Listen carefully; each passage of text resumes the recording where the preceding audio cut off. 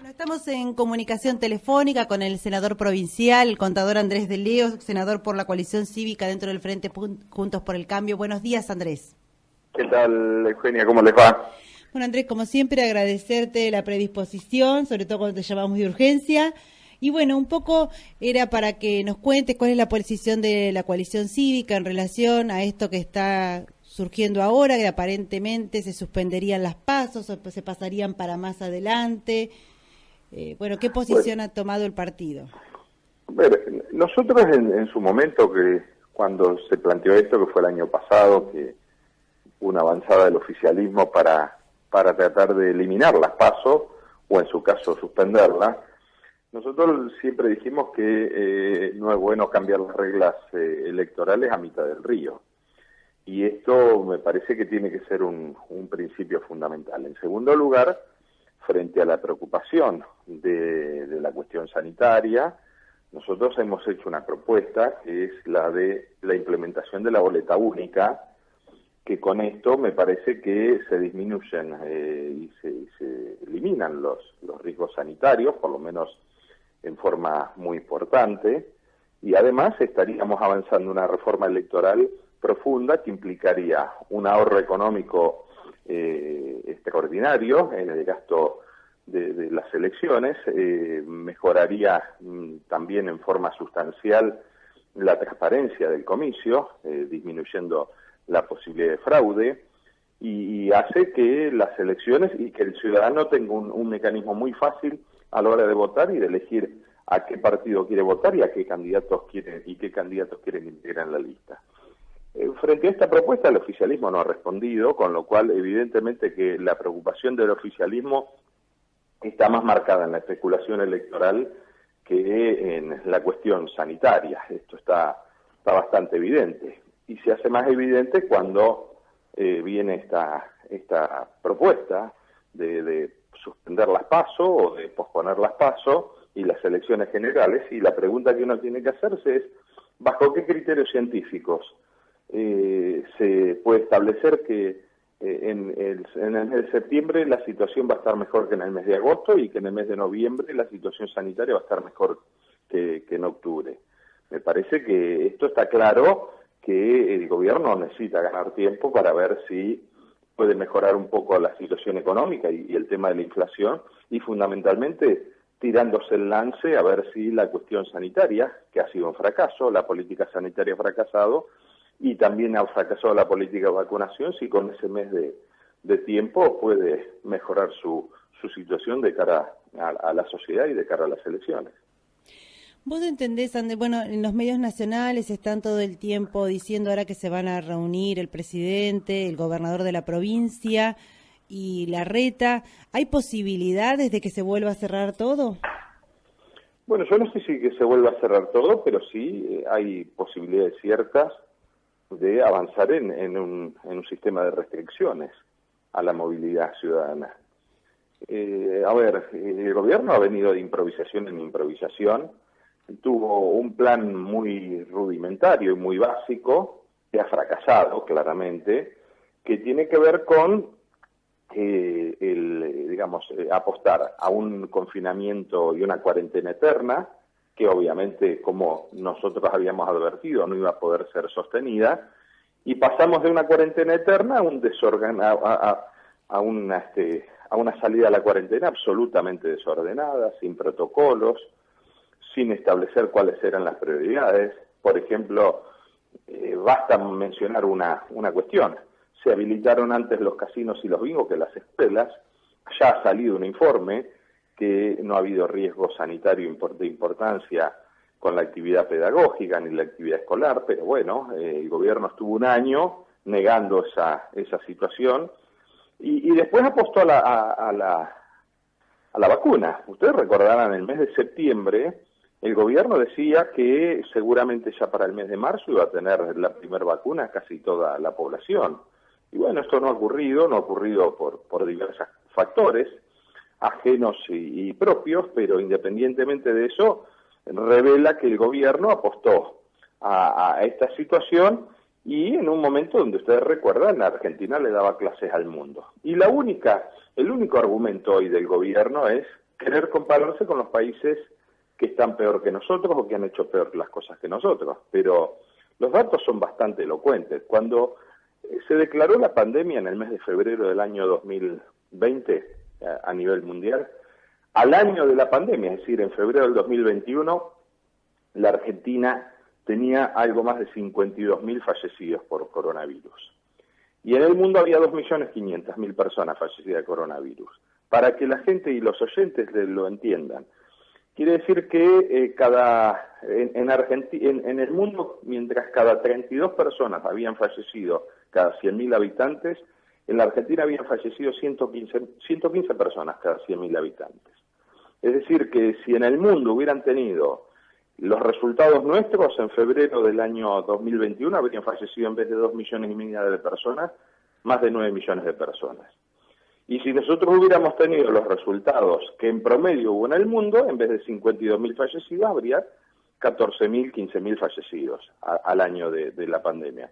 Estos son los números de los resultados desastrosos que ha tenido el gobierno. Querer compararse con Brasil, querer compararse con otros países que no han tenido un éxito adecuado, me parece que es un error. La Argentina ha fracasado y el gobierno está buscando ahora, una vez más improvisadamente, acciones para ver si esta situación no lleva a un desastre sanitario. Mucho se ha dicho, Andrés, respecto de las vacunas y los lugares donde se aplican o quiénes las aplican. ¿El partido, la coalición cívica, ha tomado posición en relación a ello? Sí, claramente. Primero, nosotros hemos dicho que el gobierno nacional y provincial quisieron usar la vacuna como una campaña. Cuando el gobernador Kicillof dice, nosotros no estamos de campaña, la única campaña que tenemos es la de vacunación, y es cierto, lo que pasa que lo que él no dice es que quisieron utilizar la vacunación como una campaña electoral, porque la apuesta del gobierno era una gran campaña de vacunación y además decidió hacerlo a través de la militancia, es decir, fundamentalmente de la organización La Cámpora. Ustedes recuerdan cómo se inició esta situación. Lo que ocurre es que después de que se corrió el telón y saltó el tema del vacunatorio, que yo estoy convencido que hay situaciones que seguramente se han repetido a lo largo y a lo ancho del territorio, que no es solamente lo ocurrido en el Ministerio de Salud de la Nación. Esto me parece que deslegitimó esa campaña de vacunación. Pero ustedes recordarán a los jóvenes de La Cámpora sacándose fotos con una ostentación de poder, claramente que lo que quería decir, si vos te querés vacunar, tenés que estar con La Cámpora. Es decir, me parece que ha sido perverso, ha sido muy grave y ha deslegitimado una situación que debió ser en favor de los argentinos. El gobierno se enoja con la oposición, se enoja con nosotros porque decimos esto, pero en realidad el gobierno se equivoca al querer politizar la pandemia y querer politizar la estrategia de ver cómo se llevaba adelante la pelea contra el coronavirus, y claramente ha quedado muy marcado que quiso politizar la campaña de vacunación. Lamentablemente hemos asistido a lo que hemos asistido. Es decir, la realidad supera cualquier especulación que uno pueda hacer. Lo primero que hay que decir es que ha habido poquitas vacunas, estamos muy atrasados en el proceso de vacunación en Argentina, y lo otro que ha habido un escándalo, claro, utilizando las vacunas para favorecer a determinados amigos, y en tercer lugar ha habido un intento de utilización de campaña electoral con la vacuna, y lamentablemente la realidad ha hecho que ha fracasado, y en el medio de esto el fracaso implica mayores riesgos sanitarios, mayores contagios y lamentablemente mayores fallecidos. Andrés, quizás por tu condición de contador y tu expertise allí, has tenido una queja permanente en relación al aumento de los impuestos y, en relación de cómo estos afectan la posibilidad de la inversión en Argentina, ¿no? ¿Qué nos podés relatar sobre eso, ¿no? Contar cuál ha sido tu queja más allá de esto que yo estoy diciendo. Bueno, a ver, estamos hablando en el sistema tributario argentino, que todos sabemos que hace muchos años es un sistema que está desestructurado, que grava muchísimo a determinadas actividades, que favorece muchísimo la evasión y la especulación, requiere de una reforma más profunda y muchas veces no hemos tenido esta oportunidad, la Argentina, de avanzar en un sistema de reforma estructural que favorezca la inversión en el consumo y que en el medio no genere un desbalanceo en las cuentas públicas, porque más allá de que uno es consciente que el Estado en muchas áreas está absolutamente sobredimensionado, también no es menos cierto que cualquier cambio brusco genera situaciones económicas y sociales inmediatas que cualquier gobernante que se sienta buen administrador, buen estadista, tiene que tener en cuenta. Lo que estamos asistiendo es que el gobierno, en una decisión acertada por un lado, pero que claramente tiene un tinte electoral, avanzó ahora en una modificación del impuesto a las ganancias hacia las personas físicas, hacia los asalariados, beneficiando con una rebaja importante en el impuesto a las ganancias, que estamos de acuerdo, pero en el medio de esto viene el otro esquema. El otro esquema es un incremento en la alícuota del impuesto a las ganancias a las actividades comerciales que se llevan a través de sociedades anónimas. Y aquí tenemos que decir lo siguiente, porque aquí estamos viendo que esto va a afectar durísimo, muy duro, sobre todo a las pymes que están organizadas como sociedades comerciales, que va a tener un incremento muy importante en el impuesto a las ganancias. Y esto, digamos, claramente esto va a generar dos cuestiones. Primero, una baja muy importante en materia de inversión. La Argentina necesita inversión para generar puestos de trabajo genuinos, para generar riqueza genuina. Esto va a golpear por ese lado. Y en segundo lugar, va a terminar favoreciendo primero la ida de capitales en aquellos que tengan esa posibilidad de emigrar hacia otras alternativas, pero lo que seguramente va a generar es mayor evasión impositiva, porque la presión impositiva va a ser nuevamente insoportable. Y acá tenemos que decir que no ha habido un distingo, esto no es de ahora, no ha habido un distingo hace muchos años, no hay un distingo entre las grandes ganancias y las pequeñas ganancias. Aquí pagan todos por igual, van a pagar el 35%, y esto va a generar un peso impositivo tributario sobre las pymes que va a ser, yo diría, casi un golpe de nocaut cuando uno ve la situación que se está viviendo ahora. Andrés, ¿cómo está la economía de la provincia de Buenos Aires en este momento? Bueno, la economía es una economía de subsistencia. El gobernador recibió una provincia en la cual tenía, obviamente, como gran parte del país, un peso en la deuda pública muy importante, habida cuenta de la devaluación, pero nosotros decíamos que eso no iba a ser obstáculo para poder gobernar. Recibió por primera vez un gobierno con dinero, tenía más de 30.000 millones de pesos en aquel momento, que era un dinero importante. Es la primera vez. María Eugenia Vidal había recibido sin dinero para poder funcionar día a día. Y después, bueno, tuvo las herramientas impositivas y las que solicitó en gran parte, acompañadas por un sector muy importante de la oposición para que pueda gobernar. Y después, bueno, no nos olvidemos las famosas ayudas del Tesoro Nacional, que son las que sostuvieron gran parte del funcionamiento de la provincia durante el 2020 y parte del 2021, pero son también, hay que decirlo con claridad, el factor fundamental para que tengamos la inflación que tiene hoy la Argentina. Que es mentira que uno puede echarle la culpa solamente a los alimentos. Hay que echarle la culpa a un gobierno que ha impreso dinero en forma discriminada como una forma de sustentar el gasto público. Entonces, ¿cómo están? Bueno, a ver, una provincia que no paga la deuda externa, una provincia que no hace obra pública y una provincia que por cuestión de la pandemia paró gran parte de la administración pública, desde el punto de vista financiero no ha tenido mayores dificultades.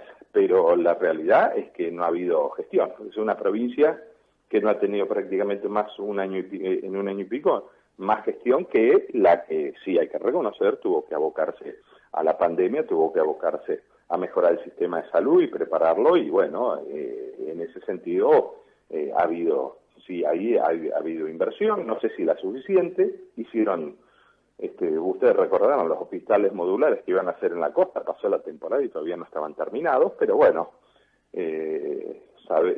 la provincia de Buenos Aires ha sido una provincia, como todo el país, en la cual no ha habido más que funcionar el día a día, y obviamente un parate total en materia de lo que tiene que ver con la obra pública.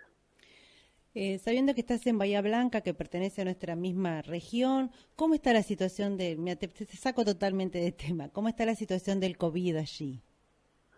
Bueno, complicada como creo que está pasando en el resto de la Argentina y de la provincia, sobre todo en los centros urbanos. Ha habido un crecimiento importante de casos y fundamentalmente un crecimiento importante en materia de demanda de unidades de terapia intensiva, lo cual, digamos, está empezando a generar algún nivel de preocupación y de ocupación en ese sentido.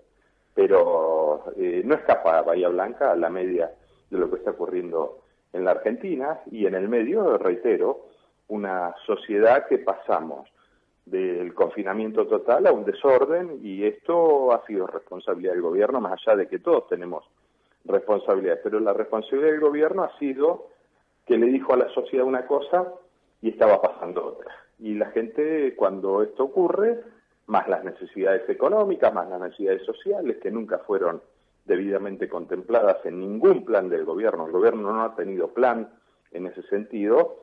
Bueno, lo que genera es esta desorganización que lamentablemente la vamos a terminar pagando con un deterioro de la salud. La última pregunta, Andrés, tiene que ver si se viene una fórmula Vidal-Carrió. Bueno, ojalá.